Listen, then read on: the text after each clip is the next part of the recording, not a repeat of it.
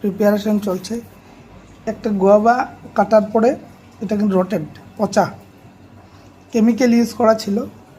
এটা দেখাই যাচ্ছে পচা ছাড়া হুয়া। ভালো 200+ দাম, তবুও পচা, কেমিক্যাল, সাবধান। আমরা বাচ্চার জন্য ফল খেতে চাই, কিন্তু ফলটা আমাদের আরও মৃত্যুর দিকে ঠেলে দেবে। আঙ্গুরগুলোও সেম, যে পচা পচা না, এগুলো কেমিক্যাল ইউজ, গন্ধও করে দেখেছি। ড্রাই ফ্রুটসে চিনি, যেমন খেজুরে চিনি থাকে, ইয়েতে কিশমিশে চিনি থাকে, তার জন্য ন্যাচারাল ফুড যা চানা মটর যেগুলো আমরা ন্যাচারাল পাওয়া যায় সেগুলো খাওয়াই ভালো। আপেলও অলমোস্ট সেম, রিস্কি। একটা কাটি, সামনে কাটো তো একটা, দেখি, লেটসি। এই যে এটা, দিস ওয়ান অলসো রটেড, চেক। তো ভালো না কিন্তু,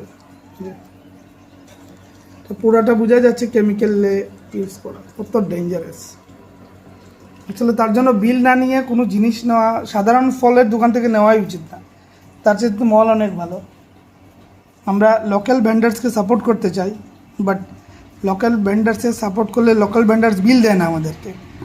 যদি আজকে বিল দিত তো আমি ক্লেম করতে পারতাম। দেখো, এক বাইরে সুন্দর, কিন্তু কত 250 ছিল, 250 পার কিলো। এটা রটেড, কি ডেঞ্জারাস, বিপজ্জনক। খেলে মারা যাবে না, লিভার পচে যাবে বোধহয় সম্ভবত। তার জন্য সাবধান, আর অলওয়েজ বিল নেওয়ার চেষ্টা করবেন।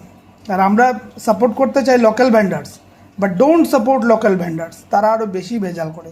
তার চাইতে ব্র্যান্ডেড কোনো শোরুম থেকে কিনা, মল থেকে কিনা ভালো। ওরা অ্যাটলিস্ট বিল দেবে, গিয়ে কমপ্লেন করা যাবে না, ভাই ये तुम्हारा রটেড है, इसको ले लो। ঠিক আছে, বি কেয়ারফুল, টেক কেয়ার।